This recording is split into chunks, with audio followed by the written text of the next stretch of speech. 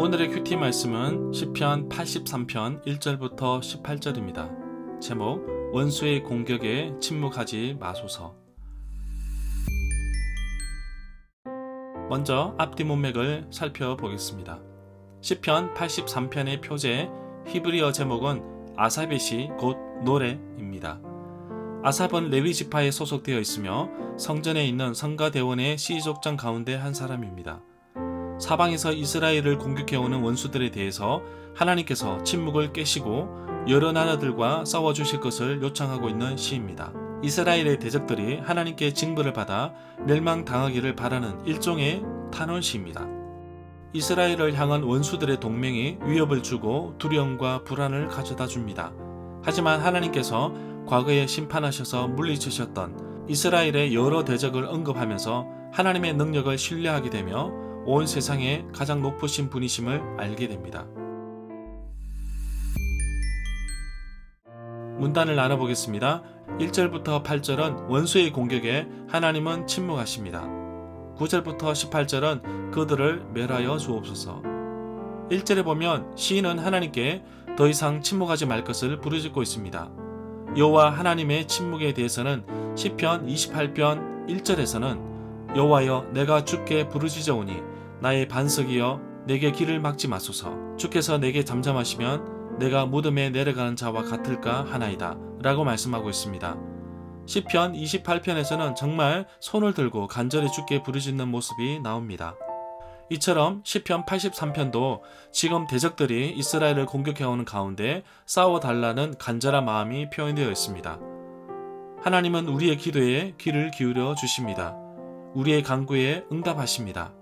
너는 내게 부르짖으라 내가 내게 응답하겠다고 예레미야 33장 3절에서 말씀하고 있습니다. 절망과 어려움과 고난 속에서 그리스도인이 할 일은 바로 하나님 앞에 나아가는 것입니다. 그리고 그분의 자비와 긍휼을 구하며 하나님의 간절한 도움을 구하는 것입니다. 그러나 많은 그리스도인들이 쉽게 하나님 앞에 나가지 못하고 구하지 못하는 이유는 바로 하나님과 깊이 있는 관계가 없기 때문에 쉽게 다가가지 못하는 것입니다. 그래서 날마다 경건한 시간을 통하여 하나님과 충분한 교제 시간을 보내야 할 것입니다. 3절에 보면 늘 하나님의 백성을 괴롭히는 무리들이 있었습니다. 이방인들, 이웃 나라도 있지만 내부의 적들도 상당히 있었습니다.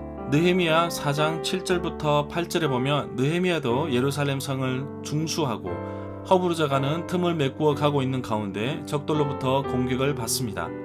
산발랏, 도비아, 아라비아 사람들, 암몬 사람들, 아스도 사람들이 모여 꾀를 내고 느헤미야를 공격하여 요란하게 하자는 방해꾼의 계획도 나옵니다. 그러나 여호와는 방해꾼들, 적들로부터 환난을 당하는 나를 그의 초막에 비밀히 숨기시고 그의 장막 은밀한 곳에 나를 숨기시고 나를 높은 바위 위에 두셔서 안전하게 하시고 보호해 주십니다. 6절에 보면 에돔 사람들은 예루살렘 성이 함락되고 이스라엘이 멸망하는 날 헐어버리라 헐어버리라 그 기초까지 헐어버리라 하며 비웃었던 사람입니다.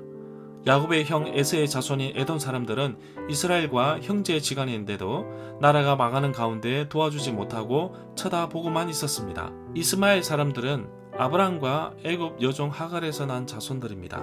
르우벤 자손들이 동쪽으로 이주하면서 유브라데 강에서부터 광야 지경까지 다다랐는데 길르앗 땅에서 가축들이 많이 번식하여 수가 많았기 때문입니다. 사울 왕 때에 르우벤 자손들이 하갈 사람들과 싸웠다고 기록하고 있고 싸움에서 이겨 길르앗 동쪽 온 땅에서 장막을 치고 거주하였다는 기록도 있습니다. 7절에 보면 솔로몬 성전을 건축하였던 건축가 히람과 더불어 돌을 다듬고 성전의 제목들과 돌들을 준비하였던 사람들이 바로 그발 사람들입니다. 아말렉 사람들은 이스라엘 백성들이 출애굽하여 광야길을 행할 때에 이스라엘 백성들을 대적하였던 자들입니다. 이 말씀은 사무엘 선지자가 사울에게 기름을 부어 왕을 세울 때 가서 아말렉을 진멸하라는 명령을 내릴 때 아말렉에 대한 설명이 있었습니다. 블레셋은 사무엘상에서 이스라엘 백성들과 싸웠던 자들이며 여호와의 언약궤도 빼앗았습니다. 두로는 바닷가에 거주하는 자들로 여러 섬의 백성들과 무역하면서 성장했던 족속들입니다. 이들은 무역을 통해 부유해지자 교만하게 되었습니다. 9절에 보면 여호와께서 모세에게 명령하신 대로 미디안을 공격하여 멸한 사건이 민수기 31장 7절에 나옵니다.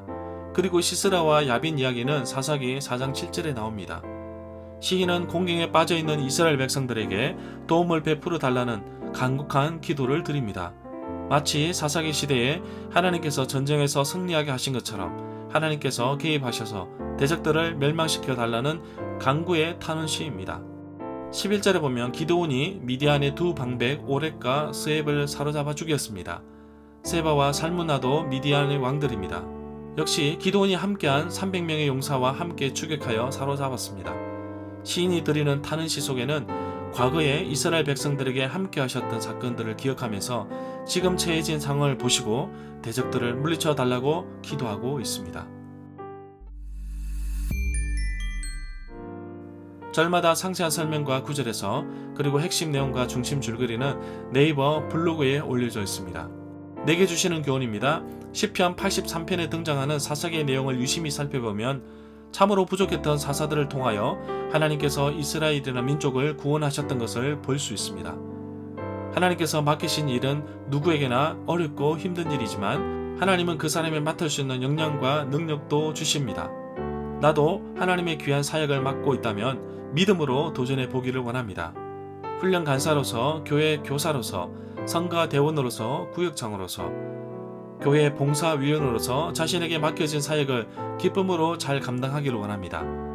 대적들이 침략해오는 원수들에 대해서 하나님은 침묵하고 계시는데 시인은 침묵하시면 안 된다고 하시면서 강하게 간구하고 있습니다.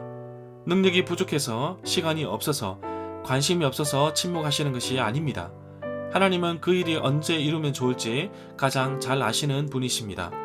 그렇기 때문에 때로는 침묵할 때에도 하나님의 뜻을 구하며 순종할 때 하나님은 가장 좋을 때에 그 일을 행하십니다. 대적들을 물리치셨던 하나님의 놀라운 능력을 오늘도 기대합니다.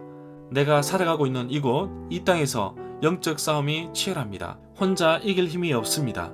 때로는 움직일 힘조차 없습니다. 그러나 하나님의 손길을 기대합니다. 앞서 행하시는 하나님, 나보다 나를 더 잘하시는 하나님께서 이 영적인 전투에서 이길 수 있도록 힘을 주옵소서. 오늘도 하나님의 도우심으로 인하여 영적인 전투에서 이기는 하루가 되기를 간절히 소망합니다.